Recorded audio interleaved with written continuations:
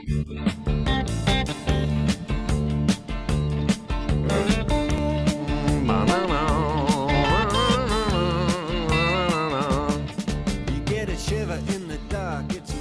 we get ready to start another episode of Swing Thoughts, good to have you all with us. You know, for the longest time at the beginning of the show, I would introduce me and I would introduce Tim, and you know, we sort of explain who we were. But we're into episode 202. If you don't know by now, you know, just go Google some stuff.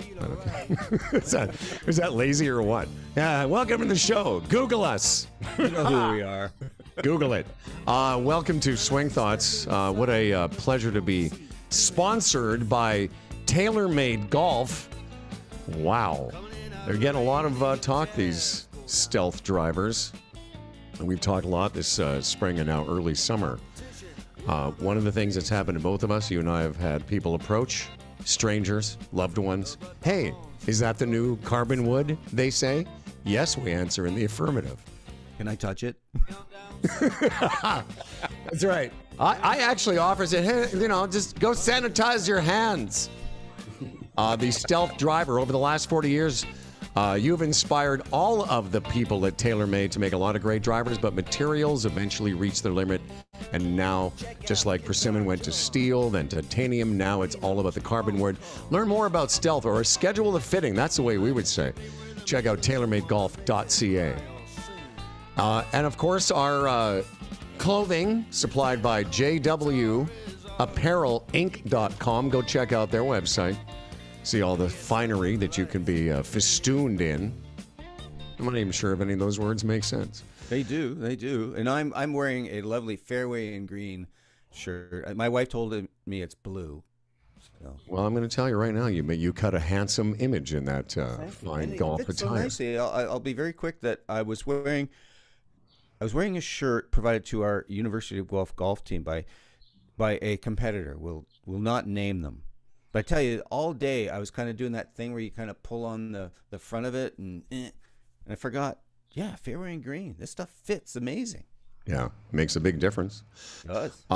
And also our latest sponsor, Tim and I have been involved in this for the last couple of months or so. It's precision breathing. A lot of tour players are doing this. A lot of high-level athletes are. And now this technology is available to you from Neuropeak Pro. Go to neuropeakpro.com. Join the list of people like Jordan Spieth, Bryson DeChambeau, Tim O'Connor, golf spiritual leader Humble Howard, and learn how you can basically, you know, take charge of how your body and you can, how you react, more intentional breathing, and unlock a better performance. Neuropeakpro.com. Our guest today, yeah, truly in the world of golf, it's going to sound cliche, but it's true. Very few people listening aren't going to go, oh, I know that guy. And that guy has been a senior reporter and TSN's golf analyst. He's covered the sport of golf in many different forms. I think actually both of us have worked for him. I only did it once.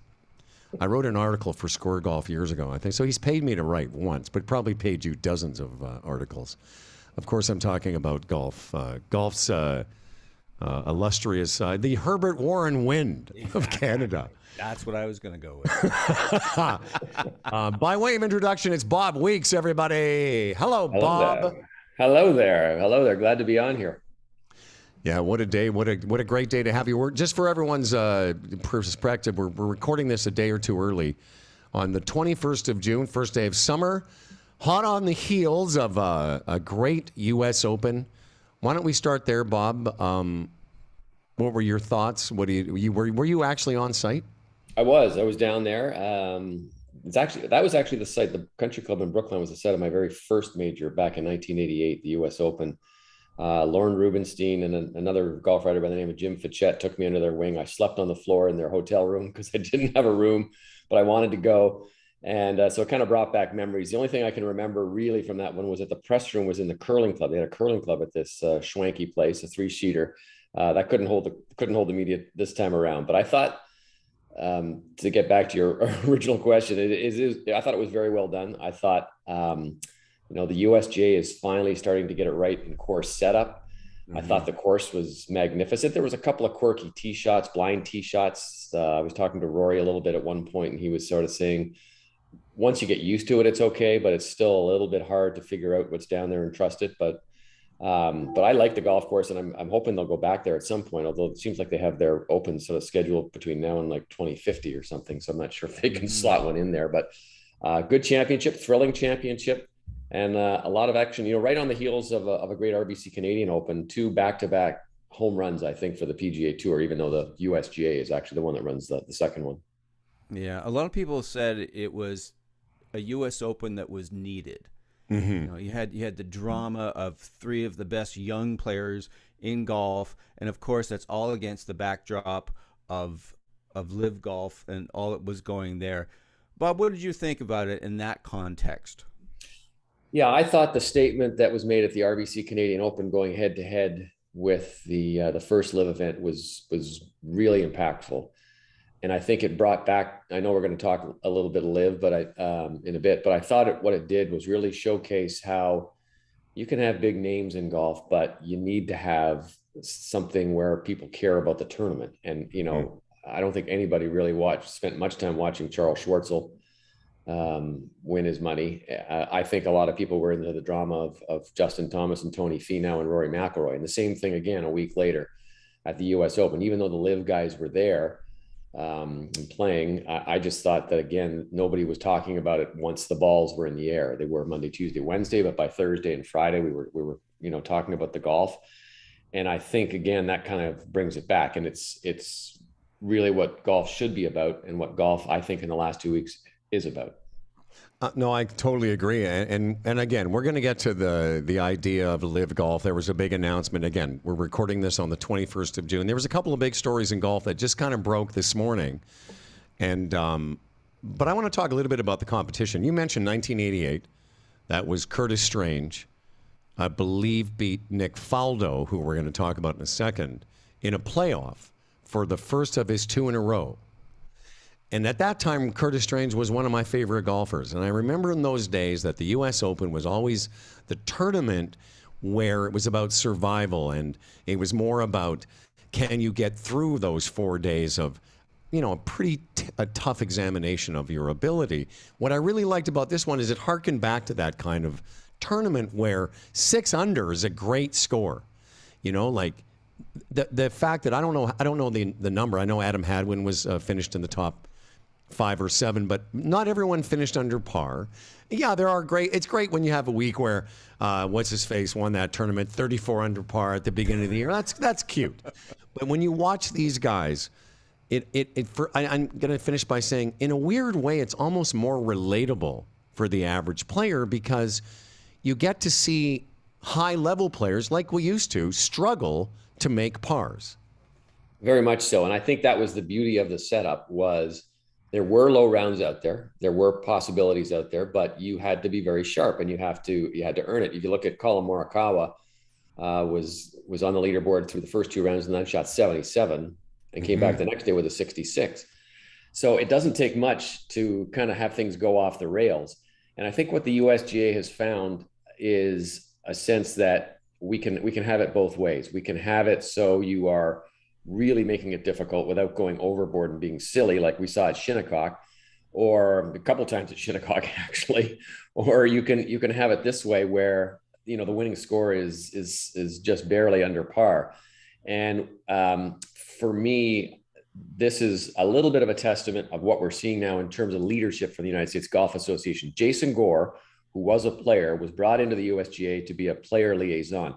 He's now doing a lot of this course setup. So I think he understands what these players want to see. I think he understands how tough you can get. I think they do a lot of really good work measuring the weather. The green speeds weren't ridiculous. They were 12, which, I mean, by most, that's just a little faster than normal PGA Tour standards. And I think they kept it under control. But if you, for instance, got above the hole, man, it's like Augusta. So I really thought the course setup on this was exceptional, and really allowed them, as you said, Humble, to kind of get that fine margin of you have to play your best golf here, but if you don't, look out. Bob, we we associate U.S. Opens in the past as, grow the rough, it's kind of up to mid-thigh, and the fairways are narrowed. What did they do here to, you talked about green speeds, but what else did they do so that the course was quite challenging? First off, the rough, it wasn't that deep. It wasn't as deep as St. George's had deeper rough, the Canadian Open the week before, but the ball sat down enough, and these greens are exceptionally small. So I think they realized if you're going to come out of that, if you're going to hit it in the rough, try and get any spin on that to hold these greens is going to be tough. And you saw so many times guy would land on the front third of the green and roll off the back, just off the back. And now he's got a dicey shot. So that part was I thought well done. It was a sort of almost risk reward style. The fairways were generous in spots, but not on every hole. And they did a good job in kind of mixing it up. And the elevation changes were so dramatic in a lot of places, except for maybe the last 4 holes where there used to be a horse racing track. Actually, it was pretty flat there back in the day, I guess. The elevation changes also took a lot of navigating, let's say. So if you were you wanted to avoid a downslope, which would kick your ball into the left rough or the right rough. So there were a lot of kind of natural defenses on the golf course that laid out there that you really had to. So in other words, it might have looked like a wide fairway, but it really wasn't that wide because the left-hand side of it was all a hill that was pushing stuff down into the right rough. Is this you mentioned, go ahead, Sammy. The blind shots, is that where that's coming into play there? Yeah, a lot of cases, the 10th hole, 15th hole, there's some really 13th hole. The 8th hole was a par 5 that had it looked like it had the biggest green on the golf course, but only the front third of it was a false front. And you saw a lot of players hit their shots. I love that, actually. They had too much spin, zipping back down. Yeah, I loved, in fact, it's funny, I loved Scheffler's reaction after he did that on Sunday. And he hit his next shot, and he made a par. I love that. I loved that hole in particular. I was going to bring it up, but I want to ask, because you mentioned McIlroy, and you mentioned that the last couple of weeks have looked good on the PGA Tour, and when we segue into the LIV Golf situation, I want to just put a pin on what was so good about that was, as you say, it was competitive, and there was an outcome, and there was a consequence. Now, obviously, everyone's been talking about Matthew Fitzpatrick and amazing. He got more speed and Sasho McKenzie, etc. What is Will Zalatoris? How impressive is his record in the 8 or 10 majors he's played? He's finished second 3 times. What is the vibe about him amongst the media that covers this game, like you and some of the players? First off, there's a little bit of awe because if you watch him swing. 2 things I find when you watch him swing, he's about 130 pounds. He looks like a horn iron, and he just absolutely gets every piece of body and muscle into every shot. He almost comes off the ground when he swings. It's an amazing swing to watch. I've seen it a couple of times slowed down, and so that's the first part. The second part when I watch him is he just runs to the next shot. Like he just wants to hit the next shot. He's just so into golf. You can just tell he's got that youthful kind of enjoyment. He hasn't gone through the bitter stages that we've all gone through as old users here. He loves to play. Scarred like the rest of us. Exactly. He loves to play the game, and you can see that. I think the main vibe from some of the players that I talked to were just how amazing he is and how ridiculous it is that he hasn't won not only a major but anything. He's been in the hunt. I mean, he's one runner-up finish away from the Silver Slam, as we call it in the majors. But he'll get there, and he'll start winning. And people like to say, well, once he wins once, he'll win the bunch. But I don't think there's any doubt that this guy's going to win a whole bunch of tournaments, and it could start as early as this week. But boy, what an amazing youth movement there is in golf right now. Scheffler, obviously, Fitzpatrick. What do you think this does for golf when we have guys like that showing up, giving her? I mean, they're so appealing. They're so easy to root for. What does that do for golf? I mean, that's a big question, but I've asked it anyways. Well, first of all, it's just great to see new talent coming up all the time. And, we're sort of lots of semi or non-golfers say, well, what's going to happen after Tiger leaves? Well, Tiger's basically left, he's going to play a little bit more, but you've got all these new heroes coming up or these new stars coming up. Mm-hmm. And I think the one thing it also shows you is how quick a guy can go from being almost unknown to being one of the favorites out there, right? I mean, Scotty Scheffler didn't turn pro until 2019. He's now #1 in the world. Yeah. Zalatoris is, 2 years removed from the Corn Ferry Tour. And that, I know we're going to get into LIV. I keep coming back to it, but that's we're going to get into it now, so you can just start if you want. Just go. One of the things that I like, people, these big names are going over to the LIV Tour, and guys are saying, well, where are our stars going to be? Well, wait 6 months. Here's a guy who's, Scotty Scheffler's won 4 times, 5 times. Sam Burns has won 4 times. I mean, these guys just have the ability. They're ready. First of all, they're ready to win when they come up. Guys like coaching like you, Tim, you're bringing these guys along, and all of a sudden they just blossom. And it's once they get out on tour and have the ability to kind of play it in there, they can do it. Bob, if you will, why don't you continue? Because again, let's introduce this topic now, because there's a lot of tie-ins. I remind everyone we're recording on the 21st of June. Brooks Koepka has basically confirmed what I thought when I saw his press conference. He looked like he was being grilled by the January 6th committee. It was like, what? I haven't thought about it. Oh, bullshit. I literally said that to my brother. I was watching that with him. I'm like, this guy is so full of shit. Secondly, I want you to know I hate Brooks Koepka. Anyway, but that's just me. What about you, Bob? What are your thoughts, first of all, about the tour in general, en general, and anything specifically about Koepka and the other guys that are rumored to be going? Big topic, but it certainly sucked a lot of the air out of the golf world in the last little while, but not much of it has been around the actual final product, which is the golf. We've only seen one event. I first got kind of a deep look at this just before Christmas last year. I had a source who actually showed me what they were presenting to the players without the numbers in there, but he took me through their deck and walked it through. And I kind of thought to myself, there are some cool ideas in here. There are some interesting things. And if you're talking about changing up the game, which has been essentially, 4 rounds of medal play for 60 years or whatever. Television has advanced a little bit, but not much. They had some different ideas. Not all of them have come to fruition in the first week anyway. And I thought it was kind of interesting. And at that point, he told me some of the names that they figured would come with them. And my jaw just dropped. And it's sort of coming around now. At the first, it was just sort of those not quite ready for the Champions Tour players. And now you're seeing some bigger names. I think it's really created a divide between those players who want to stay loyal to the PGA Tour, who maybe have troubled with the morality of where the money's coming from, and now these other players. And I don't know. I guess it wouldn't be a choice that I'd want to make. I know what I would do if it came to me, depending on what the amount was, of course. But I can also see, if you are Dustin Johnson and someone says, I'll give you $125 million. How much do you need, I guess, is what Rory's response has been. And that would be my response too. But so far, the biggest takeaway for me has been, 2 biggest takeaways is they're getting some big players, and they're going to get more from what I hear. We hear Brooks. We're probably going to hear Abraham answer this week. And if what I heard last week is true from a couple of good sources, there's going to be a few more, say, top 25 players go before the next event, which is next week. On the other side of it, again, the actual golf to me doesn't seem to matter yet. That's the biggest issue. Well, if I may, Tim, take a turn. We could talk morality of the source of money, but hey, we all watched the Chinese Olympics. We all watched the Olympics from China. We watched them from Russia. I could tell you there are 23 sponsors of the PGA Tour that do billions of dollars worth of commerce with the Saudi government, etc. But I don't want to have that discussion. What I'd like to have is this discussion.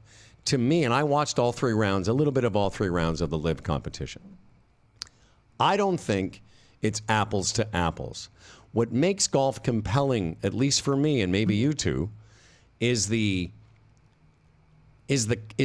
trying to perform to make money, or to trying to perform to get ahead. When there's no cut and there's no consequence to playing poorly, that removes a big element of golf for me.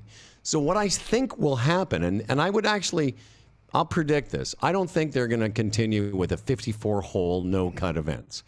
I think they're going to eventually go to a 72-hole format with a cut. because I think the formatics of the teams and they're all on the golf course at the same time. It's just a bit too wonky.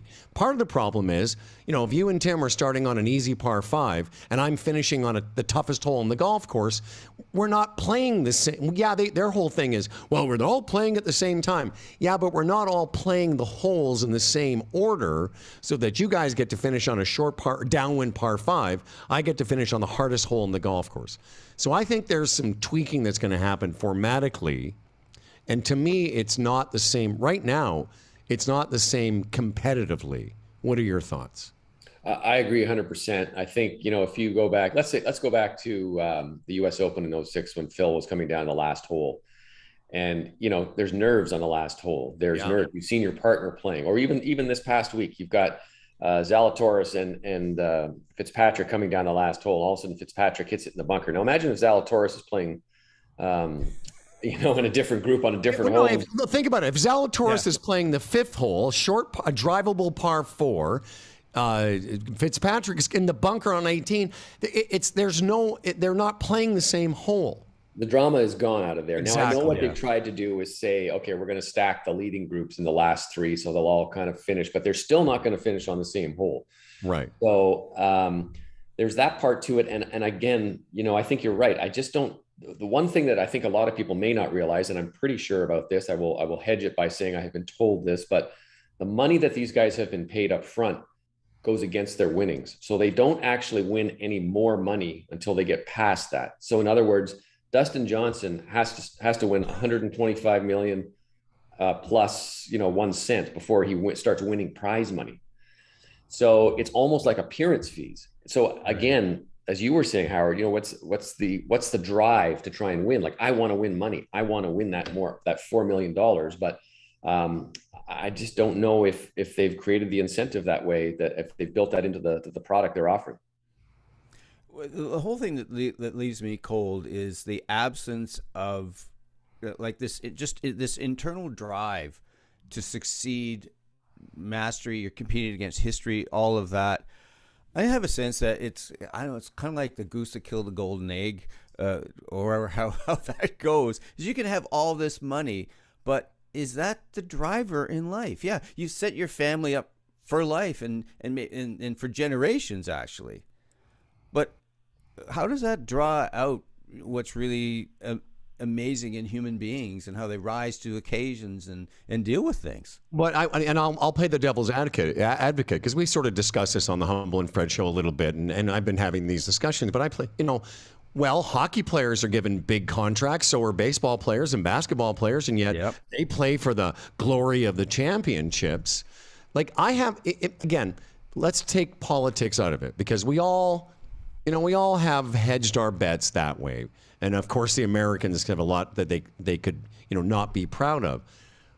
But I have no problem with Brooks Koepka or Dustin Johnson or anybody getting paid a commensurate amount of money.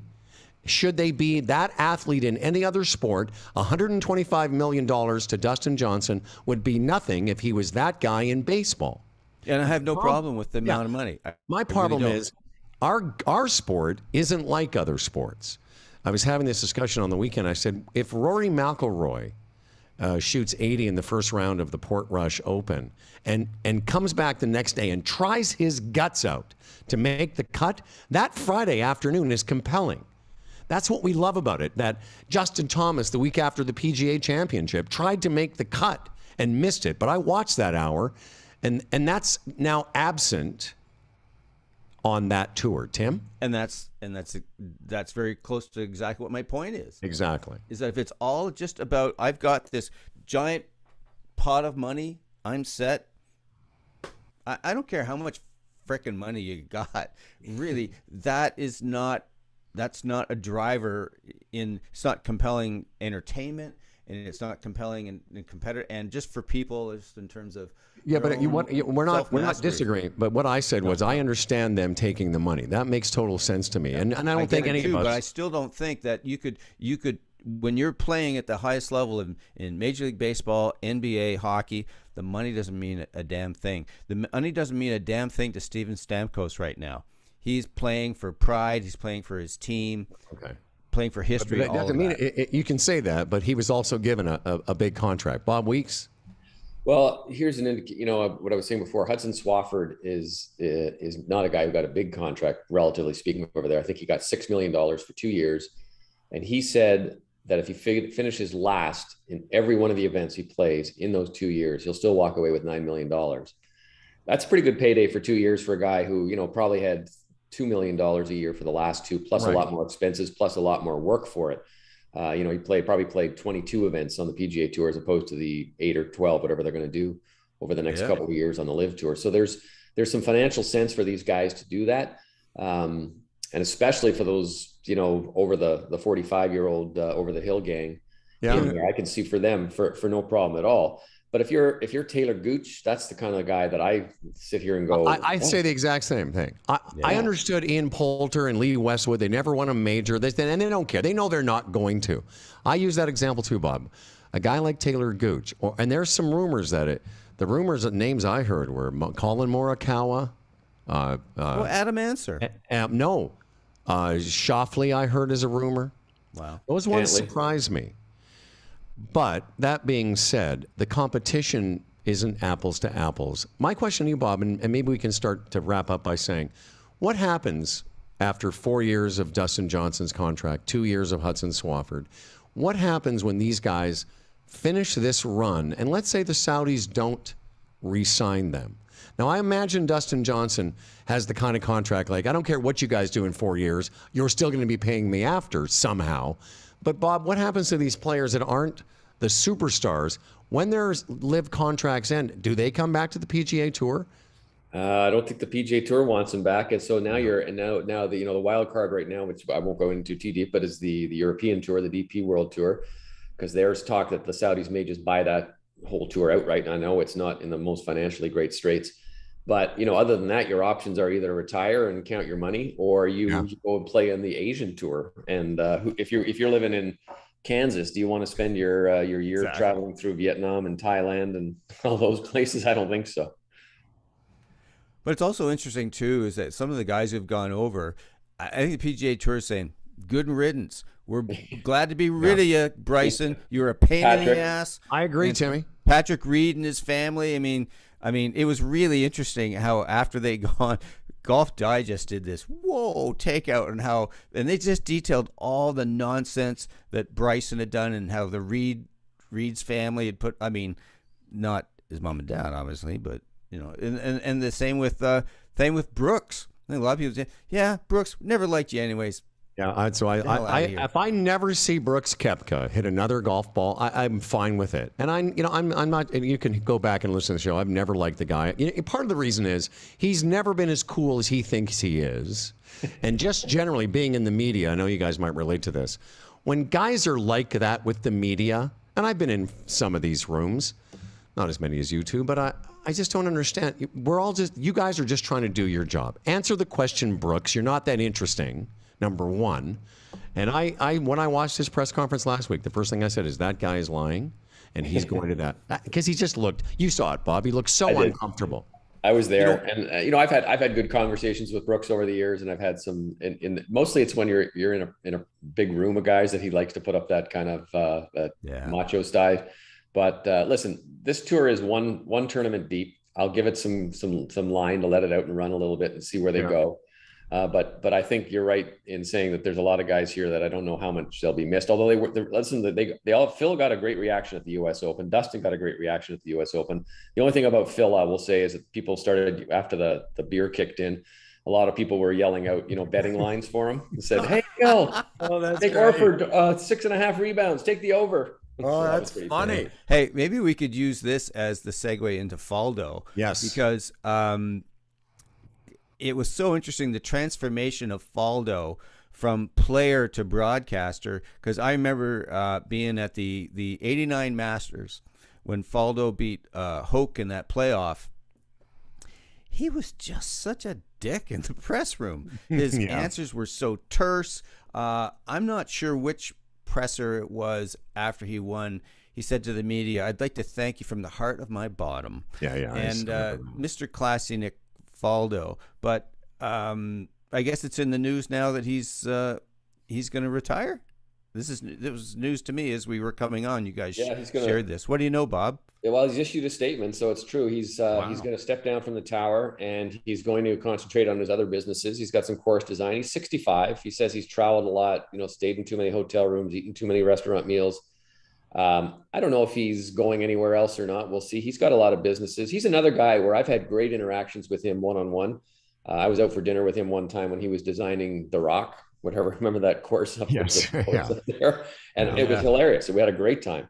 But I've been in those same press rooms as you, Tim, where you sit there and go, what is this guy talking about? Who does he think he is? But I think it'll be interesting to see what his next step is. By the way, Trevor Immelman has been named as the replacement in the tower, so he's going to be the guy. I think that's a good call. I thought it was going to either be Ian Baker Finch or Trevor, but I think Trevor does a nice job. I'll say this about Faldo. Again, another one of my favorite players.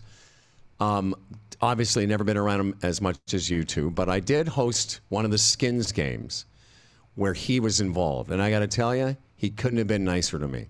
And I was around him for 3 days, and I looked up to him, and the little interaction I had, he was a very decent guy.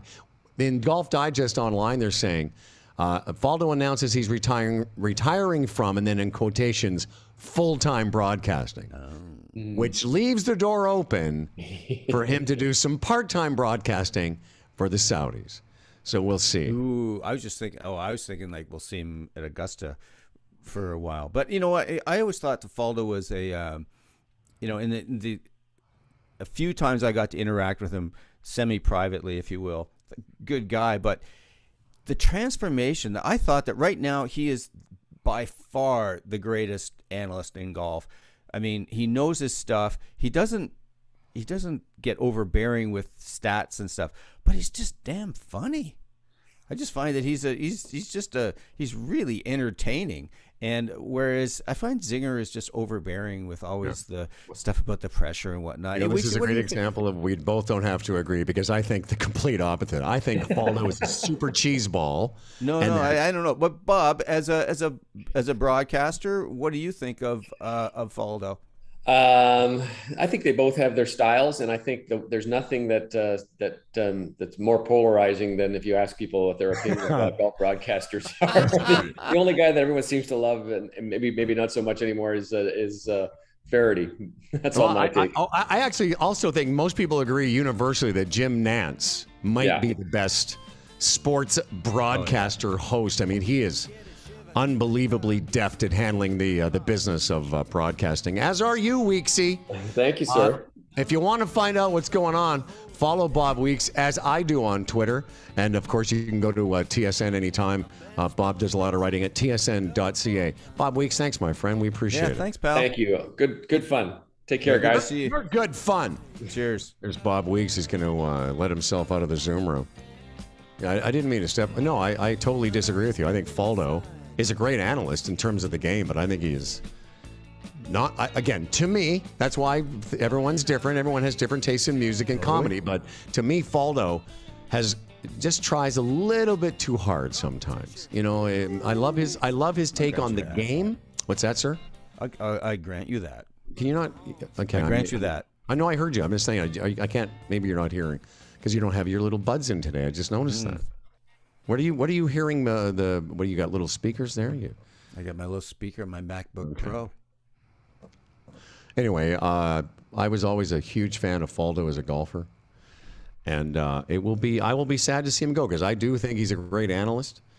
I don't have a problem with Zinger like you do. I actually, I also think Zinger is a bit cheesy, but his acumen is you can't dispute his credibility as a guy that knows the game of golf. But I agree.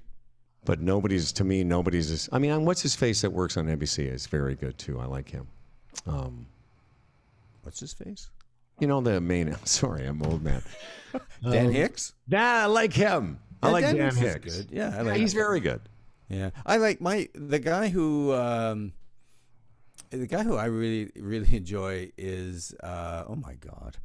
See, Finchy. What's his face? Finchy. Yeah, I like Ian Baker Finch. Yeah, he just has a lovely way about him. Yes, and he does. Every once in a while he gets off of funny. Not a lot, but he's just a pretty genuine guy. Yeah, you're right. I mean, it's like, 10 people see a movie. One person says it's the greatest thing ever. 8 are somewhere in the middle, and one says it's the worst movie in the history of of moviedom. Yeah. But it's interesting time in the world of golf, and that's like I said, I know. My favorite analyst, obviously, is, I've said it before, is Brandel Chambly. I don't think there's a, like, watching him. He's good with Paul McGinley. I think Paul McGinley is very good. Yep. They're very really good. But as a broadcaster, as somebody that has been, speaking for a living for most of my life, when I watch how good Brandel Chambly is at the business of being a television presenter, obviously Rich Lerner, that's a good group they have. Oh, yeah. Lerner's amazing. McGinley's very good. But Brandel's ability to synthesize information is remarkable. I know he's looking down at notes. I watch a lot of I didn't get a chance to see a lot of the tournament because I was visiting my brother, but I saw a lot of the live froms, and watching Chambly analyze golf it really is good. And he's got a problem with the Saudis. He's got a problem with not only the formatics of the new league, but his beef is with their human rights record. And I get it, but I don't totally, I want to sort of tweet back at him. I get it, Brandel, but didn't 19 children in your country just get shot in the face? Like, go easy now about your, you know what I mean? Like, the Americans don't have there's a lot they could not be proud of. So I'm not totally on board with him and his anti-Saudi human rights thing, because again, we just went to China for the Olympics and the Americans sent a team, etc. So my beef more is that the formatics of the new version of golf, that takes away from the spirit of it. And I think you sort of feel the same. I get it, except that what's the business case for running this tour? Zero. This thing's never going to, it's not there to make money. It's not it. I do think that it's really it's a propaganda machine. Oh, yeah, absolutely it is. It's about, as they say, sport washing. Mm-hmm. So if that's the only reason it exists, then I think it's morally bankrupt. Yeah, maybe. But I think there's an argument to be made. There's lots of American businesses that do business with the Saudis. I agree. And et cetera, et cetera. So that's a bigger conversation than two, golf nerds like us. I'm happy to have it, but for me, that's not a key, because yes, it is. They're a bad group. Like Phil Mickelson, they're a bad bunch of MFers. Mm-hmm. But, you could make that case about a lot of countries that golf is played in. For me today, it's more about, I don't think that's the spirit of the competition. Yeah. That's the problem. It's not my only problem, but for me as a golf fan, watching a no-cut 54-hole tournament where there are players simultaneously on every single hole, that's not the golf competition I want. I want to see Rory and JT and Tony Finau playing the last hole in the same group. Mm-hmm. Like, that's what we want to see. And that's why I predict that at some point Greg Norman will also recognize that and change the thing formatically, I think, anyway. Yeah, I think you're right, because as I was saying with Weeksy, if you're just playing for this pile of money, I think at a certain point, I got my dough. Why am I even trying here? Like, what's the driver? And you make a good point too, and I should have, I didn't mean to dispute it. Steve Stamkos, you're right. He's not thinking about his contract while he's trying to win the Stanley Cup, and right now they're behind 2-1. And neither are hockey fans, to your point. So if all they're playing for in Portland next week or a couple weeks ago in London is huge gobs of cash, the fan, that's not compelling to the fan. Because when I'm watching Tampa Bay and Colorado, I'm not thinking about how much money the players are being paid. Yeah, exactly. That's my point. And where you come back to golf, I mean, Fitzpatrick is playing against the memory of maybe not consciously, but it's there somewhere, of Bobby Jones, Jack Nicklaus, Hogan, all this stuff. And there's a line that continues on that it's just that connects us and drives us forward as fans. And you got to know, as players, that whole thing of getting your name on the trophy holy shit, that's huge. It is to huge. These I agree. guys, you know, and so I just there's an instinctual thing that goes on for me that just around this whole thing. Ever since I got a whiff of it, I just said, this smells. I don't like it. Yeah. You know, that's one of the through lines of this past weekend was that this young man was going to be, you know, one of the few people in history to win both the U.S. Amateur and the U.S. Open on the same golf course. Yeah. You know, there was those shots of him with his little brother caddying for him in 2013.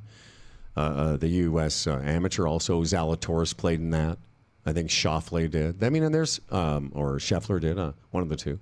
But there's history, and you're right, that to us golf fans, I think that, you know, that's important. And I don't know how they're going to compete with that just with guys making giant stacks of cash. And I've gone back and forth with it. I first thought, okay, well, disruption is good. But then I sort of saw it, and I'm like, well, no, this isn't what I find compelling about golf.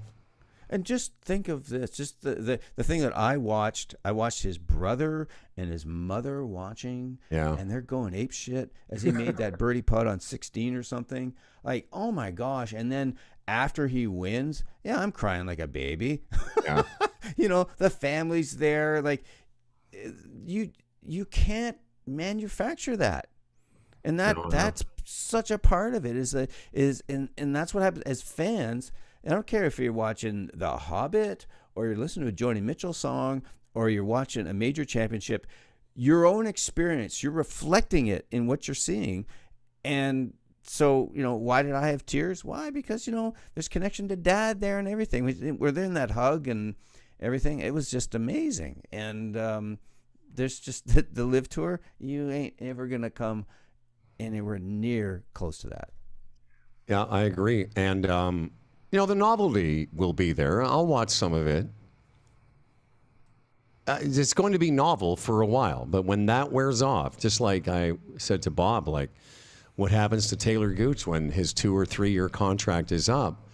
Like I know those guys at the later stages of their career, the Poulters and McDowells and such, like I guess they don't care that they're not going to be playing the Champions Tour and they're not going to have a place to play beyond this LIV thing. But again, you know, as Fred and I were talking on the show, like if somebody slides a piece of paper across from you that says we'll give you 125 million, I have no, I don't know, I would take it.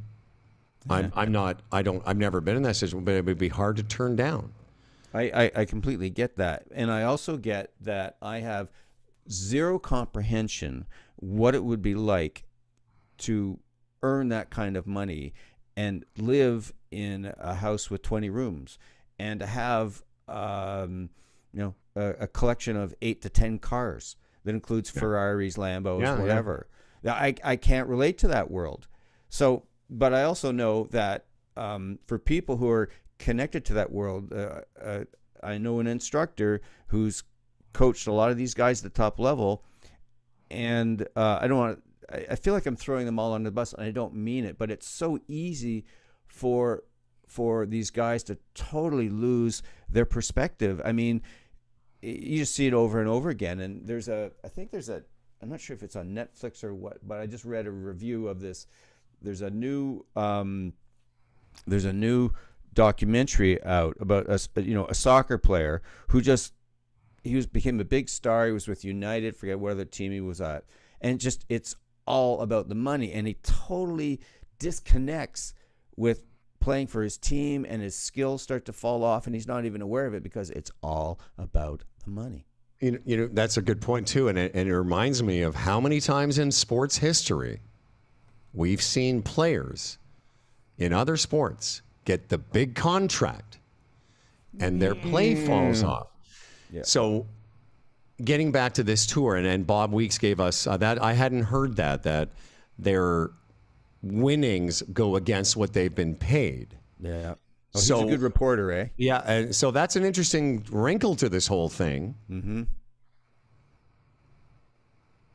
But I've always thought one of the most compelling things about golf is that whether you're Rory McIlroy or you're the Monday qualifier, you have an equal opportunity every week to see how good you can be in that particular, moment, whether it's to make the cut, whether you're playing Sunday in one of the first groups, but you need to have I love those stories where they say, oh, this guy has got to finish in the top 25 or he loses his card. Like, that's who I'm following that storyline.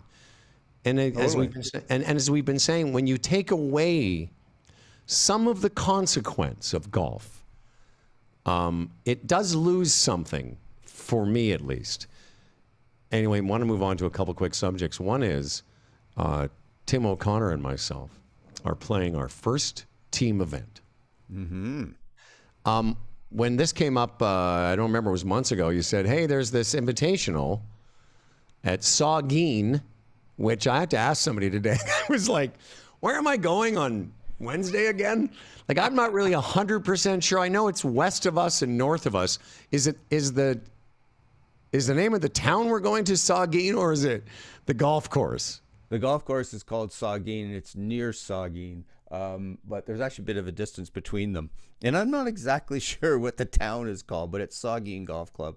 Do you know where we're staying? Because this is going to be great. We're going to be staying together. We're going to stay up late and talk about girls. And tell shaggy dog stories. Exactly. We're going to tell ghost stories, and Tim's going to have a couple of beers. Maybe Daddy will have some of his medicine. I think we're staying at the very lovely Motel 6. Excellent. Fantastic. So I'm going to be, now, again, we're doing this on Tuesday. Tomorrow morning at 7:30, I have my qualifier for the Ontario Senior Am. As soon as it's over, I've got a 3.5-hour drive from Port Colborne, where I'm going to be, to meet you. So we can talk about where we're going to meet and such. But then we're playing together now. Is it I've seen the format. So we play 9 holes as a scramble. It's a 27-hole tournament. You know what? I'm not exactly. Do we know anything? Because I'm looking. It says most of you will shotgun on Sunset 9, which is a scramble, but some of you are on the Sunrise 9, which is a better ball. Our Legacy 9 will be alternate shot. So it looks like it's 27 holes, which I think is going to be fun because there's a scramble. Oh yeah. And then and that'll be always an alternate shot. We'll see. That'll test our friendship. Totally. And nothing is harder in tournament play than alternate shot, and then a scramble is just super fun. Yeah. I John Gordon, who great golf writer, he always thought, for those couples, they're just hanging on by a thread, they're this close to divorce. If you could just put them in an alternate shot of it. Yeah. And if they survive that, well, then there's some hope for the marriage. Well, I'll tell you, we're gonna. I gotta be honest with you. Not that I'm obviously gonna take it seriously, but I just love the opportunity, first of all, to hang out with you, to play. It looks like 27 holes. I love the fact that neither of us knew that. And just to have some fun, and we're playing with some good guys, and there's going to be a lot of people there that I know, that you know, and a lot of good players. A lot of good players. Tim Southcott, Larry Cooper, our friend Mike Bondi. Oh yeah. Yeah, a lot of the guys that play in the high levels of senior golf in Ontario are going to be there. That's right. And yeah, again, I'm looking forward to it for that reason. To be honest with you, mainly to hang out with you. It'll be fun. Yeah, so I guess we'll look forward to the debrief next of Swing right. Thoughts. Well, I know. Listen, I've played enough golf with you to know you hit a lot of good shots, and we've got as good a chance as anybody, especially in those formats, because we could sort of get on a good roll, alternate shot, and certainly in the scramble we'll be competitive. I mean, the better ball is always an outlier because both of us could play like shit for 9 holes, but I am looking forward to it. And as I said, I got a qualifier tomorrow. Then I get back from Saugeen, or wherever we are, Friday, wherever that is. And Friday, I'm going to take it easy. Saturday and Sunday, I go for the three-peat, the Glencairn Geezer Invitational. Wow. All right. Yeah. Going for third in a row. Mine's in a couple of weeks at Blue Springs. And I'm defending as the super senior champ. So. There you go. Yeah. And, well, it'll be interesting next week to see how all of this shakes out. Swing thought nerds. I know there isn't a lot of like swing thoughts today, but you know, every once in a while it's good to have a show like this. Oh, yeah. By the way, when you said that, I sent you the video that I'm about to talk about. And when you said I had tears, were you talking about the video or were you talking about the U.S. Open? Talking about the U.S. Open. So, okay. What video did you send me and when did you send it? I sent you a video. And that's what I thought you were talking about. It was of me and my other brother surprising David, who's been on the show. I was supposed to watch this. Yeah. I haven't watched it yet. Sorry. Because that's why I thought you said you had tears, because I'll describe it. So my older brother, who's a psychologist, he's been on the show a couple times. Yep. I think quite recently, a couple months ago. He lives in Calgary, and he turned 70 yesterday. But this weekend, his lady friend had a couple months ago said, hey, we're going to do a thing for David. Would you and Steven, my other brother, would you guys consider coming to Calgary for a little birthday thing? And I said, yeah, absolutely. And then we sort of all conspired to surprise David. Aww. So I came into Calgary Thursday night. Steven did the same. Friday morning, my brother thinks he's going to his golf course, which is a really nice place. I'd never played it before, called Canyon Meadows. Beautiful course in Calgary. So we got there early, got some clubs. In fact, I got to tell you, the people in the pro shop there were so nice to me. It's a private course, so they don't really have rental clubs. But I should have written this gentleman's name down. I think it was, I want to say Craig and Matt. But they were so good. So one of the pros got me a set of clubs, built me a driver, gave me his hybrid. Like, it couldn't have been nicer. So we're texting with David's girlfriend. They arrive and they're on the range. And what you're going to see, it's only about a 90-second video. So my brother and I are driving up in a cart.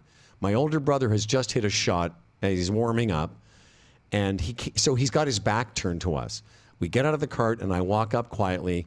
And while he's still looking down where his ball went, I said, hey, would you guys mind if we join you? And he turns around and he sees my other brother and I, and he's just confused. It's like he just doesn't know what to think. He's like, what? And then he starts to cry a little bit, knowing, because and then he says to his girlfriend, did you know about this? And we're all laughing like, no, she had no idea. And then we have some more on the video. You'll hear on the video, like, we're all laughing and we give him a hug. And then he kind of says, so are you going to play with us today? We're like, yes, dude. That's why we're here. Or no, he said, is this our foursome? We're like, yes, this is a foursome, because he thought he was playing with somebody else. And my favorite part of it is, so as soon as we stop the video, literally, he's surprised. He has a bit of a teary moment. And then he says to me, hey, I've been changing my grip. So he's like, we're right back into golf. Like, it happened in the blink of an eye. Literally within seconds, he's like, hey, you want to look at my swing? I'm like, all right, I guess we're here. But it was a great weekend. Oh, that's beautiful. No, sorry, I didn't look at that. Well, that's why I thought, you said to me, did you tear up? And you saw my response. I literally yes, I did. Because that was, it was, because my brother, as soon as the U.S. Open was over, my brother sent me a thing. He says, you can stop crying now or something. Yeah. Because he knew I'd be bawling. The thing is, I was on the plane, so I'm there in the airport watching the U.S. Open on my computer, and then I get on the plane. You know how they always say, okay, I've turned your phones to airplane mode. I was literally checking the score. This is the truth. Right up until, because I'm the pilot. Right up until I was doing that. I kept refreshing, and I was on I can't remember, some site where they did the shot by shot. So the last thing I saw was Fitzpatrick hit his ball in the bunker. I'm like, oh, this could be a playoff. Because truth is, I was cheering for Will Zalatoris because he's a Decade guy. Right. He's the guy that's responsible for the name Decade. That's what he famously said to Fawcett. And Fawcett, by the way, is on our show next week, so he'll tell that story. And then they started to take off. I'm like, oh no, I had no idea till I landed if he'd won or not. Oh my. Maybe as a pilot, could you explain to me and our great listeners why you can't have your phone going with the plane. Are you interrupting? Like, are you going to make the plane crash, or are you going to interrupt their communications with the tower? What is the reason? You're going to be disappointed with the answer. I don't 100% know, because my buddy Dave, best friend Dave, and I, who flew together for years, we always had our cell phones on the plane. You know what I mean? Like, we had it on all the time. I think that is the point. If you had 120 people with their cell phones on, it potentially might interrupt something that might be crucial to the flight. So I think as a precaution, they just have us all turn it off. But I kept mine on till the very last second, and I didn't know. And that's why when I saw your note, and I responded by saying, "Damn, I didn't even see it until I got home." Yeah, that's interesting timing of those things. Yeah, so as soon as our show's over today, I'll take a look at that. Yeah, that sounds wonderful. Yeah, but I don't know. Just to me, so there it is. I mean, golf and family, and that's always one of the most wonderful things about the competition in golf is it's romantic. Yeah, you want to see people overcome adversity. The story of men and women, couch surfing and sharing rooms with caddies and how tough it is, and then they finally scratch their way up. That's compelling stuff. Yeah. And if someone slid an envelope over to me saying, I couldn't tell you whether I would take it and run with the money. I just couldn't. But I can understand it. But I just think that it goes back to, I think, when we had Judson Brewer on talking about, where does happiness come from?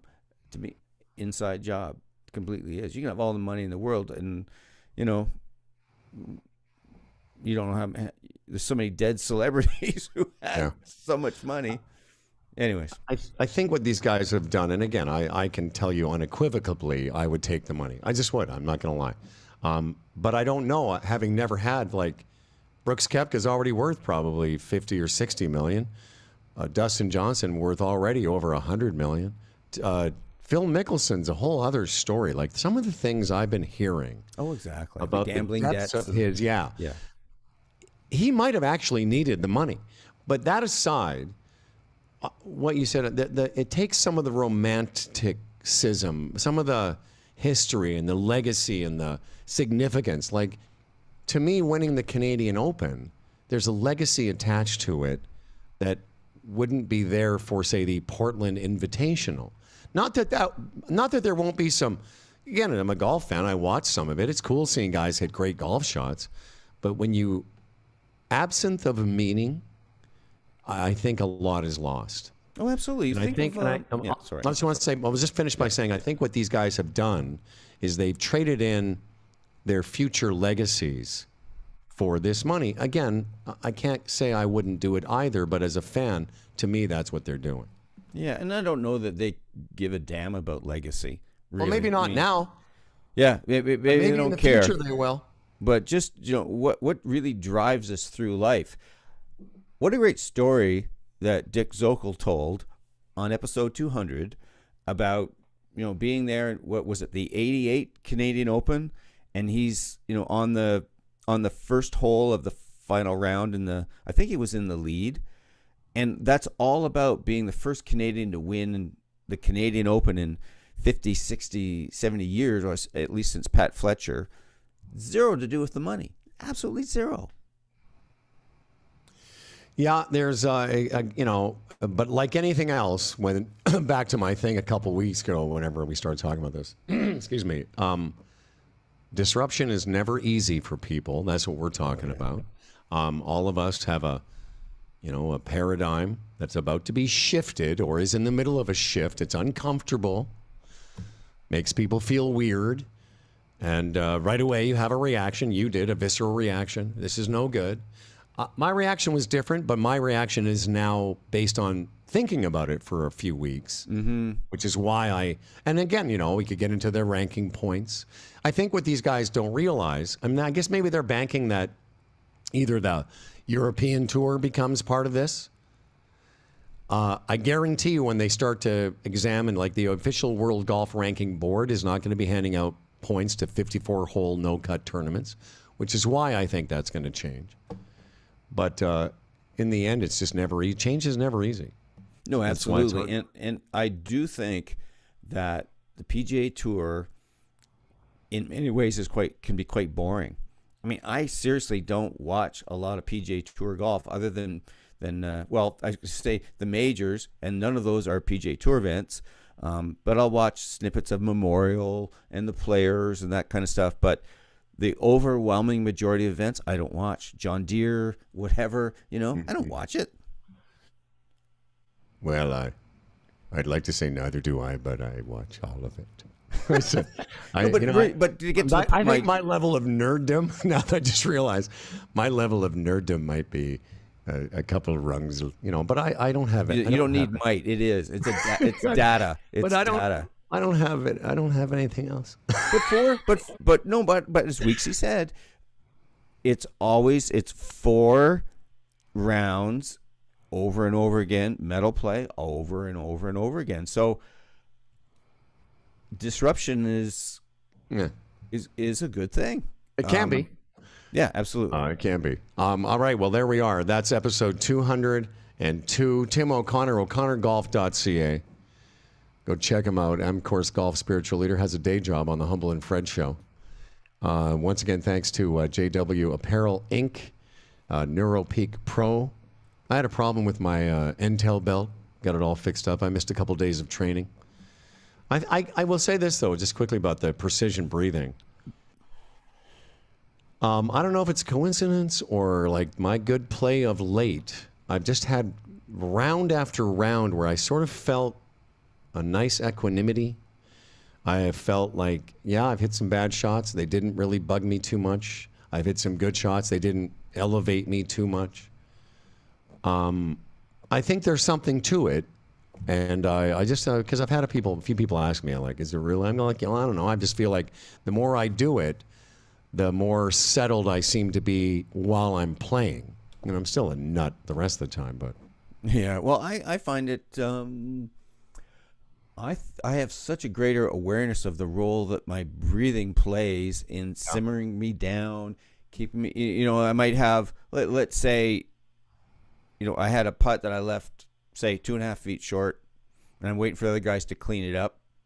And I might be aware that I'm feeling like, oh, what if I miss it? Well, or something. So I'll just start to look around and I'll breathe. And it's the same with different situations. If I start to feel a little bit of jitteriness or something, I'll focus on my breathing. And what I found through using the app is that it's now breathing is much more of a physical experience rather than just observe it. I can actually feel my self expand as the air goes in, and I'm just much more present to it.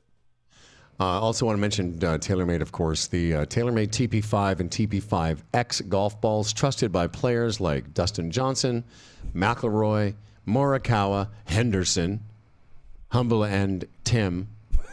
To learn more about the latest TaylorMade products, visit TaylorMadeGolf.ca. All right, until next time, everyone, stay well, safe, and healthy, and we will see you next week. Full report on the Saugeen two-man invitational. Once O'Connor and I figure out where we're going, it's going to be fantastic. And we have Fawcett on next week? Fawcett is next week, exactly. Wow, that is cool. And we'll see you next time. Meantime, sound of the river, you stop and you hold